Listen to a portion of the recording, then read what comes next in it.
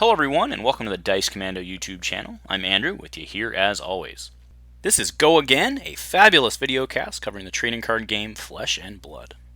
This video and others like this one are possible thanks to viewers like you. Please show your support with a like and subscribe, and be sure to hit the bell notification icon so you don't miss any new videos. If you want to get involved with the channel, consider becoming a channel member. There are many benefits to channel membership, including access to our Discord, exclusive deck tech and strategy videos, and the opportunity to help create channel content. I want to sincerely thank all our channel members, as I truly couldn't do this without your support. You guys rock. Go Commando. Hello my fab friends, and welcome back to Go Again, a fabulous cast here on Dice Commando. Andrew here, and thank you very much for joining me. I honestly hope everyone's Monarch experience has been going well so far. I hope you've gotten the pulls that you've wanted.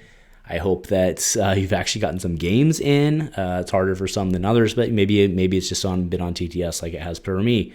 But I hope it's all been going well. It's very exciting always when we get new stuff, and I hope it's been going well for you. So I wanted to kick off kind of a fun little series that I'm informally calling Andrew Has Insomnia, so we're shooting them all at the same time. But more realistically, what I wanted to do was kind of take a different approach at looking at Monarch, instead of being like, this is the best card, this is the card you should buy now, and all that stuff. Instead, kind of look at like where the different and maybe some of the lesser known stuff fits in with the overall picture with Fab. So tonight what we're going to be looking at is Dice Commando's top 10 old cards that got better with the Monarch meta.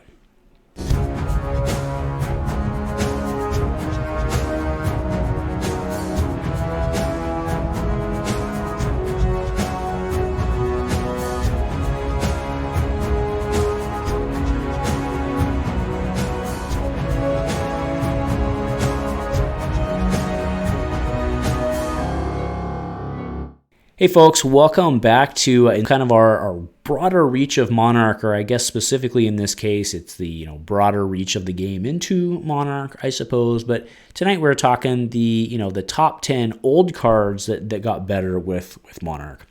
And before we get into this, I want to give a huge shout out to our DC team folks. I was kind of struggling with this list a bit to get to 10, which was my goal, so I floated it out to folks on my DC team Discord, and they helped me fill this out. So Thank you guys, Josh, James, Simon, Nathaniel, Steven. Probably leaving some people out, but again, thank you very much, guys, for your contributions on this episode.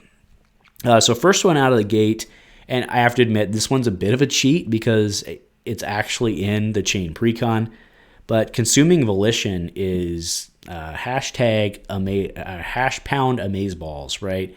If you have dealt, so for one, if you've dealt or deal arcane damage this turn, Consuming Volition gains. If this hits a hero, they discard a card. I happen to know a Runeblade who likes to, put Seeds of Agony out there and make this pretty playable. So, I mean, I think realistically, probably you only play I think you probably only play the red version of this. But that's pretty darn good, right? There's a lot of cards out there that people play a lot of that make you discard from hand. And, top-notch edition from an old set. All right, next one for Brute, Levia specifically, this is Beast Within. So the key here, it's not that this card itself is great, but it's if Beast Within, and by that statement, what I mean is, the 3 for 6. That's not super great considering what we'll look at, but it's the ability, if Beast Within is put into a graveyard from anywhere other than the combat chain, banish the top card of your deck and lose a health. If it has 6 or more, put it in your hand, otherwise repeat the process. So definitely Brute-esque style, especially with blood deck cards in your deck, where you need to make sure that stuff goes in your drink, otherwise you're going to take your blood debt, right? So again, there's a push-pull here, but this card definitely gets better. Definitely gets better for Olivia. Next card is Push the Point. So this is a card that I openly admit I passed over the first couple months. Actually, not in the first couple months, like almost for the first year, until we actually got around to doing an Arcane Rising draft. And we did a sealed, excuse me. Once we did that, I actually came out and I was like, man, this card pretty freaking good. And this card, like this card's pretty good for Bolton, right? So now the question is, do you find room for a card like this in Bolton? I admit openly that I haven't found room for it in Bolton yet. But this card definitely is on there to think about. And maybe even not just for Bolton. Like, I mean, I don't really know why you'd do it for Chain, but like you could, right? Because Chain throws a lot of attacks out. But definitely for Bolton, the fact that it automatically has that plus makes it pretty hot for him. All right, now this card is, I want to be very clear about Back Alley Breakline. This was in our initial discussions, and I'm the reason this is in here is because I'm assuming that other people have probably made the same mistake that not just myself, but others did originally. So let's go ahead and read it. If an activated ability or action card effect puts it face up into a zone from your deck, gain 1 action point. So we were thinking like, man, Chain would love this. However, it has been pointed out that Soul Shackle is not an activated ability or an action card effect. So the reason this is in here is not because it's better. This card did not get better, to be very clear, but as a clarification on why it's not better, right? Because when very, very, very early we looked at it and we're like, oh, wow, have since come to the realization. Again, thank you, DC Team guys, for pointing it out, clarifying it. But I just wanted to throw it out there and make sure that everybody understood that Backlight Breakline looks sexy, but functionally actually is not. All right, for my Ranger guys, anybody? Oh, just me? Okay, fair enough. All right, but Sleep Dart and Hamstring Shot both got a lot better in this set. Now, I played Sleep Dart I was playing Sleep Dart in my deck, for the last couple months of the last meta, but I was not playing Hamstring Shot. And given kind of the way that the meta is flushed out, I think both of these cards, Sleep Dart is even better.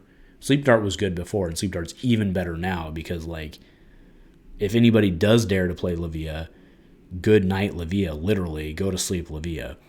But Hamstring Shot also, just because of the additional pressure of making things cost more. I think it even puts pressure on Chain. I mean, both of these, obviously Hamstring Shot not as much as just shutting off the ability, but both of these have gotten significantly better, significantly more utility, and I think there's no reason not to play them both now, whereas I think before you probably would have played only Sleep Dart. I think you can probably play them both now. Next one, and this is specifically Yellow Pummel. Now, I'm going to do my Joey Tribbiani, or no, wait, sorry, that was Chandler. Could I be any better? Yes, I could be better, because Yellow Pummel just got better, right? Pummel was already like a fan favorite card. I don't know anybody who didn't like Pummel, but Yellow Pummel specifically got way better because of Prism. That's the two cards I run kind of that as a tech slot in my current Prism Haymaker deck.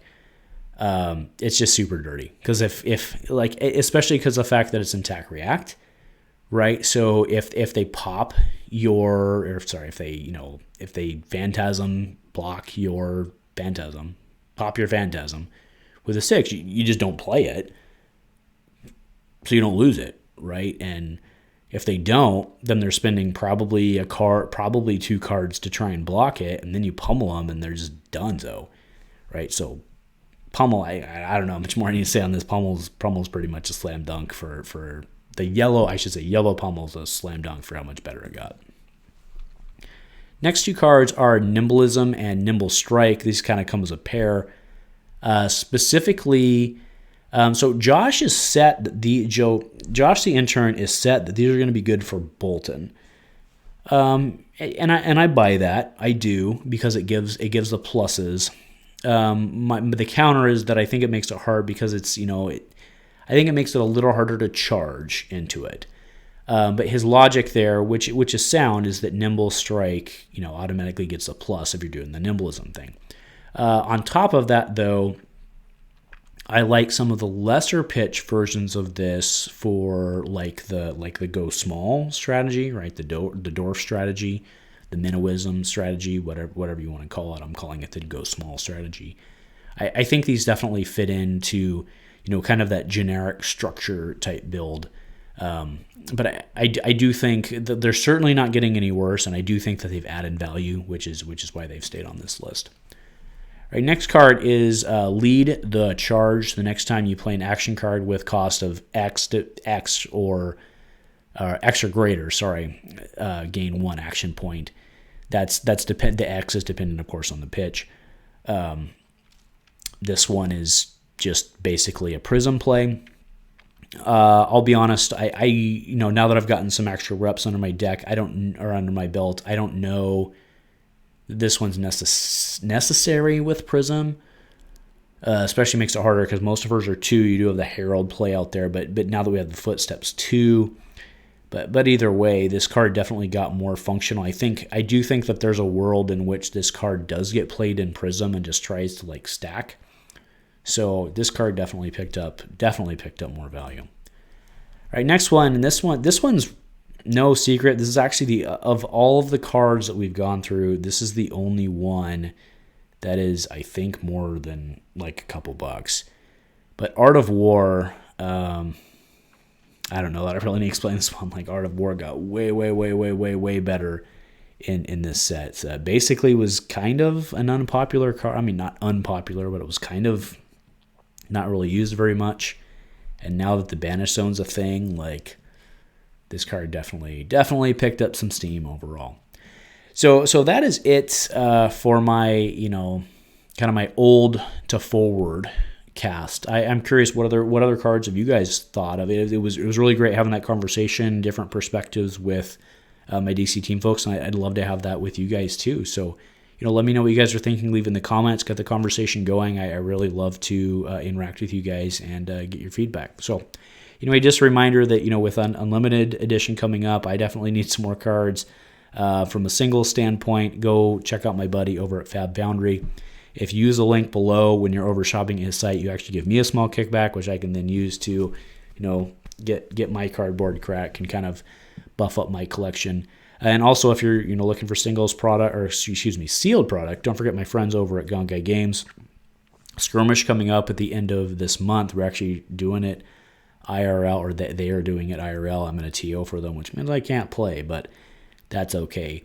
So go check them out, and don't forget Commando 10 at checkout for 10% off your purchase. And I don't see a kickback from that, but you support them and you help get those skirmishes and stuff. So anyway, folks, thank you very much for joining me. Always enjoy hanging out with you guys. If nothing else, folks, go Commando.